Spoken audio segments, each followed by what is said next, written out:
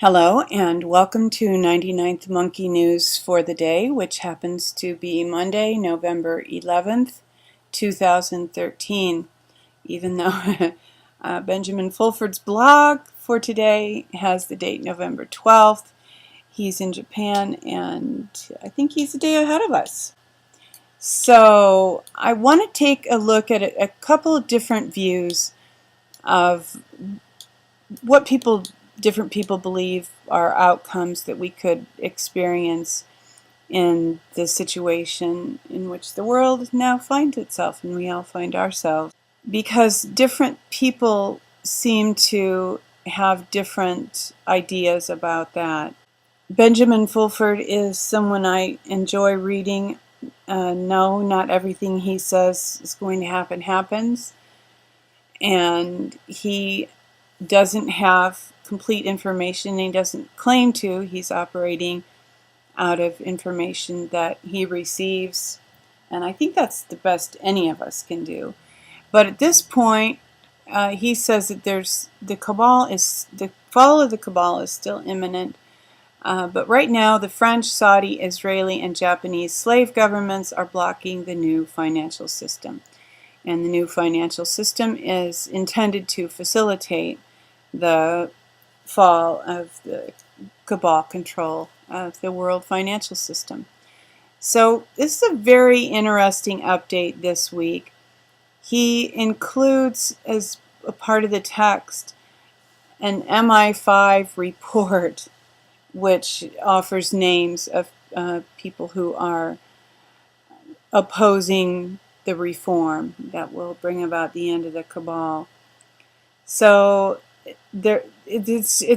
he has more detail in this week's report than he sometimes has, and he has many links. And because the links are not copyrighted, he's using other people's links, I will post the links that he has in the body of this text in the notes and the details for today's video. So if you want to delve pretty deeply into some information, that opportunity is before you.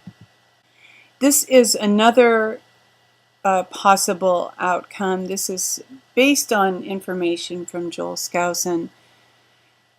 Is the USA facing a nuclear red dawn and a Chinese New World Order? And you can go through this for yourself if you're interested. Joel Skousen believes that in 8 to 10 years a world war is very likely between the three powers, the US, Russia, and China. He believes that his intelligence has informed him that the US has some secret weapons in reserve and that Russia will be defeated, but that the war will be used as an excuse to impose all of the spy technology and restraints on the American people, and that would be the time that Americans like you and me who speak out against tyranny would be sent to some kind of prison camps and or, of course, purged. So that's Joel Skousen's view of the world, and I typically lean toward the Fulford view of the world, maybe because it's more optimistic to some extent. I do have hope for the future, but one thing that I kind of enjoyed about this Skousen forecast is that he places these events 8 to 10 years out. Wouldn't it be nice if something like this were going to happen, if we did have a little more time to prepare for it and maybe go together with some friends and, I don't know, buy a remote island somewhere in the Pacific and hide out. Who knows? That's really not, I don't think that's really a valid plan. But 8 to 10 years at least gives some time to put a plan together. Happy Veterans Day to everybody, and I want to focus a little bit on veterans. Just the the poor treatment and the lack of value that's given to these men. If you've ever dealt with a recruiter, they are hardcore salespeople. A lot of young people sign up believing that they're going to make a difference in the world, and believing that being a military person will give them access to benefits and maybe in some cases a better life, education. That is not generally what happens when people join the military. And I'm not saying that it's a bad idea to join the military. I just hope that any parents of young people who are considering it will really help their children understand fully some of the implications. This article from CBS New York. New York City Food Bank had 40% of veterans need food assistance. 95,000 former service members in New York City eating at soup kitchens and pantries. So, you know, who knows? We don't know the individual stories here, why this result occurred, but it's true. And Veterans Today has this article. This is actually from April 27th, 2010, but I just wanted to reference this. PTSD, infertility, and other consequences of war. I don't think this information is in most recruiting brochures, and again, it speaks to the lack of value of human life by our government, and this certainly extends to our own troops. And here's just a little paragraph about DU. When used as directed, the depleted uranium bullets, shells, and bombs become a lethal uranium gas or aerosol. The poison uranium oxide gas aerosols last for billions of years and never stop, indiscriminately maiming and killing, which is a war crime in itself. And it's not just the enemies who are exposed to this, it's the soldiers. And just the lack of value of human life, and lack of concern for these men being able to have families and have healthy children. And continuing in that vein, that idea of healthy children and the state not respecting people. Fritz Springmeier, and this seems unrelated, but it concerns the value of family, the value of children, and respect for people's belief systems and right to determine their own way in the world. I was really struck by this yesterday. Fritz posted this on Facebook, and I can't really give you the link because it's a Facebook link, but I'm sure you can, if you're on Facebook, you can find it on Fritz's page. Turning public schools into public-funded mystery schools. This post from Fritz is about the fact that in schools nationwide, Halloween is celebrated, but Christmas has in general been outlawed. The curriculums began pushing the Harry Potter books promoting the occult. They also began using sorcery books in various class exercises in American schools, as well as doing vision quests and dream catcher exercises under such disguises as cultural studies. He goes on to communicate that there's a 5-book series on Egyptian mythology, and these are now being used in public schools. It is more convenient for the schools to say mythology than Egyptian religion because the public schools still pretend that they don't teach witchcraft occultism.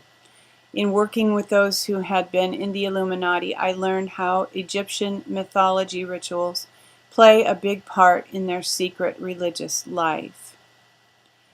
And he goes on to describe Egyptian religion, Egyptian mystery religion, and it's very dark.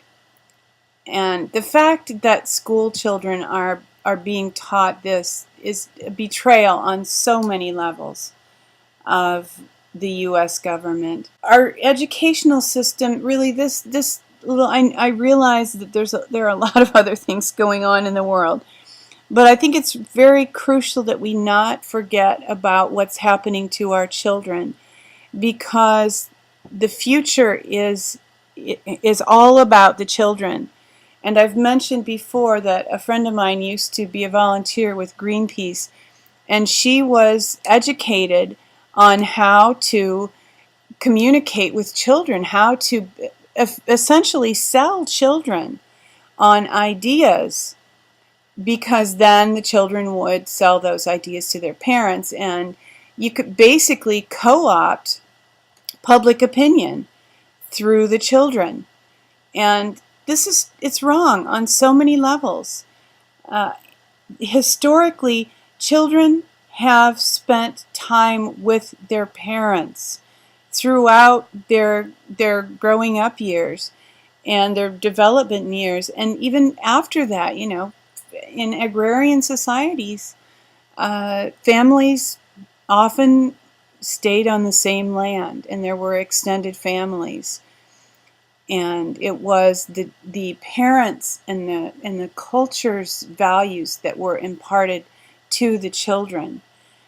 Through these kind of programs, Common Core and other, just the choice of information that is given the children, disseminated to the children, culture is being co-opted. The American culture, the work ethic, the faith in Christ, many of these ideals are being co-opted, and it's deceptive, it's wrong, it's manipulative. Common Core nationalizes and dumbs down public school curriculum. This is an Infowars article from last May.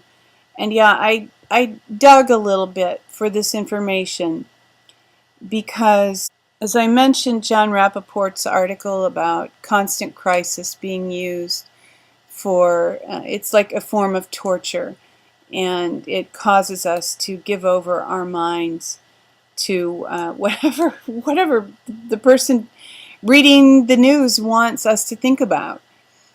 And this is the idea of children being mind controlled in schools, being fed a curriculum that is intended to lead our culture in a direction that most of us do not wish to go in, is something that is important every single day. Whatever is in the news, whatever everybody's talking about, cool. If we don't care about the children, the other things that we do will have far less significance in the future. So there's this article about Common Core, and of course, as with so many programs, the federal government offers funds to school districts if they will accept the curriculum.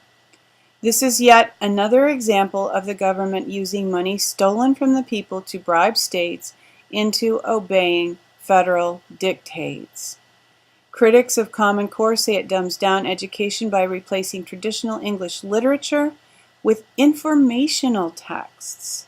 So I can't go on. It's just you can read it for yourselves.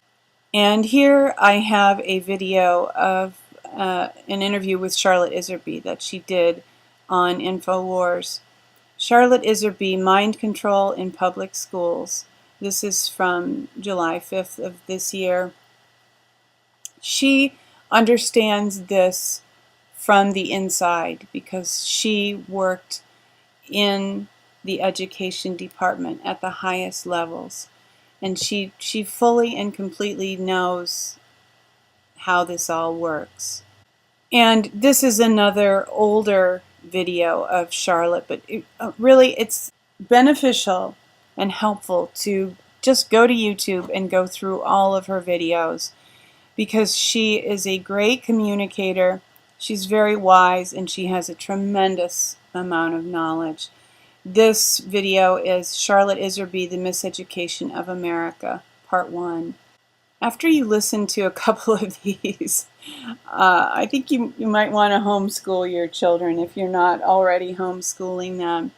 Certainly become more involved in asking questions about what's going on at their school and talking to them about what they're being taught. And, you know, if you can't homeschool your children, maybe you can just give them books to read and even read bedtime stories to them that maybe will supplement or replace the ideas, that the poison that they're fed in public schools. And this isn't really good news, and you may have heard this rant, but I'm ending with this today just as a positive note. And like I said, it's not really good news, because this man was fired, or at least, who knows, he's no longer there. And this also is a little older. This was from September of this year. But just in case you haven't heard it, I wanted to end on a high note. And hearing this guy's rant is a high note. Just knowing that somebody actually said all this on MSNBC, and perhaps people heard it who would not have considered these ideas before because they had not found them on mainstream media. And these ideas spoke to some people and woke them up. We can always hope. And we know there is an ongoing awakening, and I'm guessing that this contributed to it, maybe significantly. We know that although weeping may endure for a night, joy comes in the morning. And of course, morning always comes. Thanks for tuning in for today's news. Hoping that you will love one another, take care, and insist on liberty. And give a veteran a hug.